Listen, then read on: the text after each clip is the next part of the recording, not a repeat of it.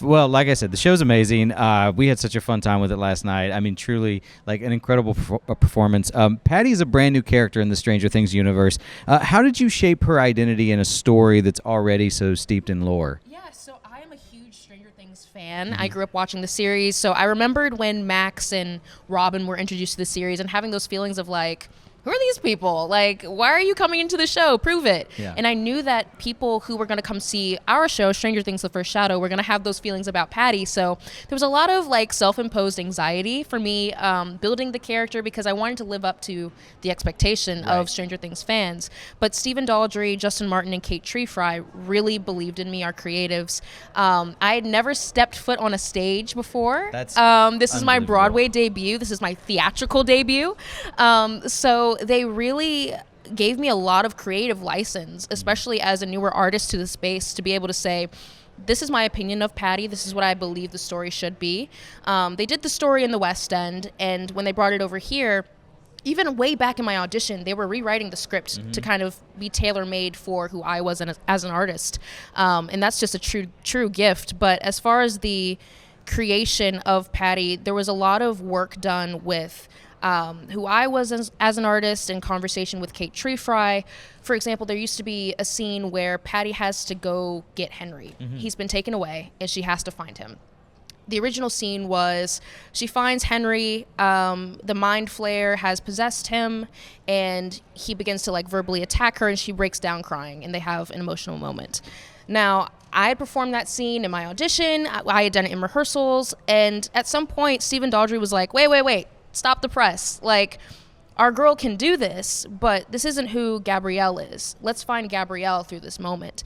And I'm a fighter. You know what I mean? If opposition comes my way, I don't back down from it. And so we tailored that scene to, instead of Patty breaking down crying, she basically says, okay, I got your number. And she starts to tell the mind flayer everything that she knows about it. And that's how she wins that fight, as opposed to tapping into what some might view as a weaker side of her vulnerability. She kind of stands her ground and shows her courageous aspects. So there are certain moments of the show that were tailor-made specifically for me. And I just hope that the audience loves Patty as much as I do. There's so much of Gabrielle infused in this rendition. So it's very personal, and it's very, I just love her. Well, so the play has incredible physicality, amazing special effects.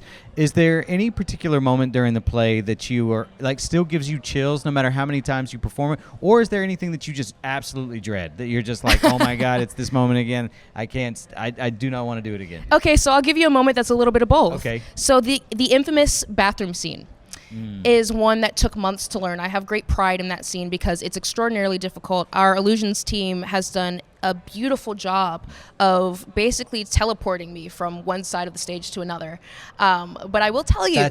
By the way, I know what you're talking about. It's such a good scene. If you guys get a chance to watch it, oh my God. So it's so impressive. I mean, it's one that took months to learn, and it's very intricate. It has a lot to do with timing. But when we were building it, what the creative team didn't know is that I'm afraid of the dark. So that scene takes place in the light and the dark, and it has to be pitch black in order for the illusion to work. So like every time I'm like, okay, here it comes, and the dark like occurs, I'm like, all right, deep breath, here we go. But that's a scene that I love because I think it's an equalizer for both the actor and the audience, because we're scared on stage, you're scared in the audience, we're all in it together. But yeah, I love the bathroom scene. You're so creepy in that scene too. Thank I love you. it so much. Last question for you. Has any of the Stranger Things cast come to actually see the Broadway play yet? Yeah, they have. Yeah? So opening night, first and foremost, was a night that I will always remember. I've never had a day where I was like, I wish I could go back and relive that. But long story short, I don't have Wi-Fi in my dressing room, but I was able to open Instagram opening night, and I saw Charlie Heaton, Natalia Dyer, Jamie Campbell Bower, like on our red carpet, and I like screamed and threw my phone because I was like, what? They're gonna come watch us perform?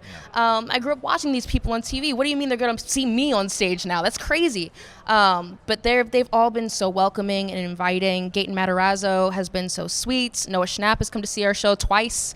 So, it's Stranger Things: The First Shadow is a show that you got to come back and see multiple times. Could not agree more. Thank you so much for your time, Gabrielle. No, it's amazing. Thank you. So good to see you. First off, yeah, we saw the show last night. Incredible. I mean, cannot go on and on about it. I called my wife after the show. I was like, we have to come back to New York just to see this show. Oh, it's thanks, so good, dude. My son, I was telling him about it. I mean, we're going to be back. So can't wait to go. You're here till April? Here to April. All right. We're coming back before April. Now, for starters, how do you do this show 8 times a week and not lose your voice? Yeah, it's a practice thing. You got to be like an athlete. When I started it in London, we had like the blueprints for all the movement, all the voice effects, everything that I wanted to happen in the show. But it took me at least half the run to get comfortable, and then I could start doing it, if that makes sense. Yeah. And then we got to Broadway, and I was kind of fearful because I was like, oh my God, can I still do it? Because they're asking me, they got all these expectations. We're making it a bigger, faster, better show than London. We've added these new effects, and it's crazier, and you kind of have to like step up a little. You got to increase a little bit. And I didn't know if I could do that. So basically, the boring answer is time. Yeah. But we do have technique involved. We're working with vocal coaches. We create a safe way to do it.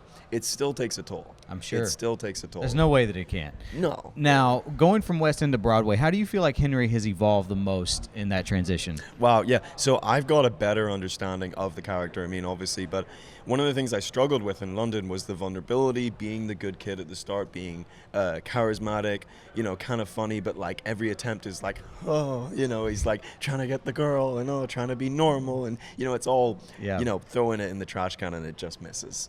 And I just wanted to kind of breathe into that more so that people could understand the turn. Before it was like, oh, cool, he's super scary. Mm-hmm. Of course he's Vecna. He's terrifying. Right. He's being a monster like 24/7. But I just had long chats with our director, Justin and Steven, and just chatting about what the character's journey actually meant. And I think we hit it this time. I think we got better understanding. Absolutely. Now, the special effects in this are they're mind-blowing. Yeah. Is there any particular moment during the play that no matter how many times you perform it, still to this day, every night gives you goosebumps? Yeah, I mean, obviously the Mind Flayer, which is our big monster that comes out. What's crazy is that I don't think anybody expected it, but it's so big and you still don't see it coming. Yeah, It kind of appears out of nowhere. Yeah, and it you're does. like, They do such a good job hiding it. It's like, where was that? There's great like visual auditory storytelling, and like you can hear something's coming and it like distracts you, and then I do something and I'm looking up and then you're like, oh my God, there it is, like it would materialize in the TV show. Yeah.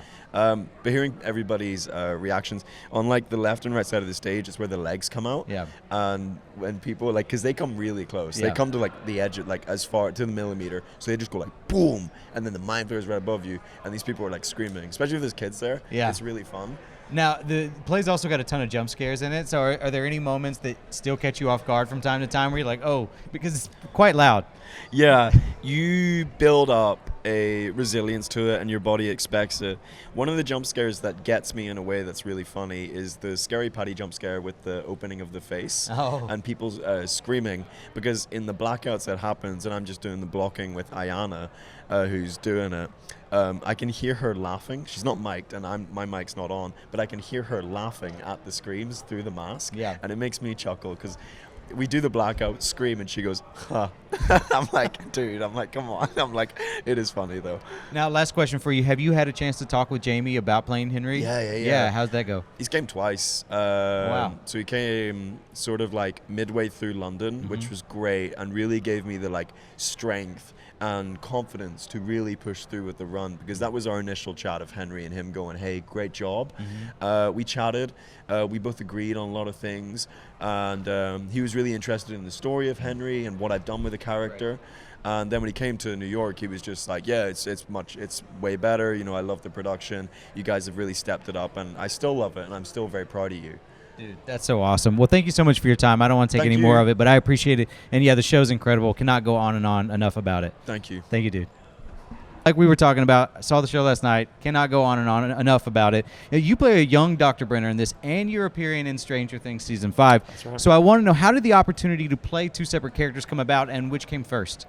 The TV show came first. Okay. I was cast right before the actor's strike in 2023, and then that pushed production to 2024. So I spent the whole year 2024 in Atlanta shooting with the crew, the dudes and the dudettes, and then towards the end of my project, I auditioned right before Thanksgiving, and I had another month left on the TV show when I booked the stage role.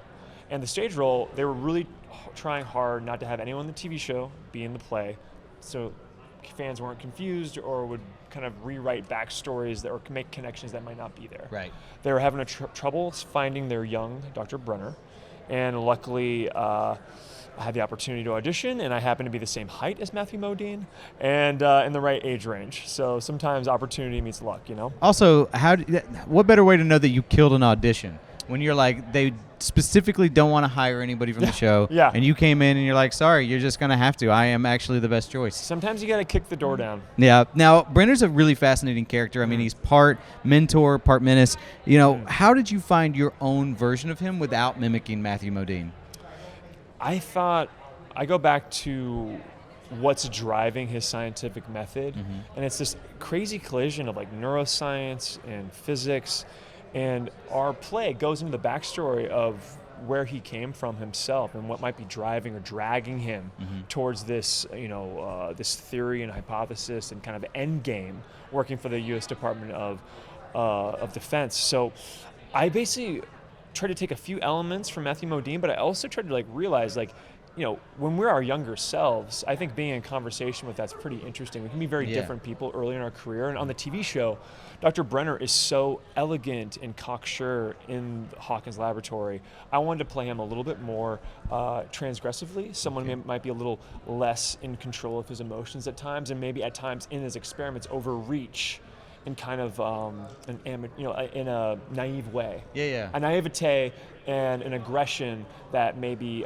that time and experience has smoothed over that you find in the TV show. Well, sort of piggybacking off of that, what is something about Brenner that you feel like you discovered taking on this role that maybe audiences aren't as aware of? I find him in the play driven by possibly his relationship with his father. And trying to live up to expectations that maybe weren't met early in life. Also, his father basically kind of disappeared, died very early in his age, in his development.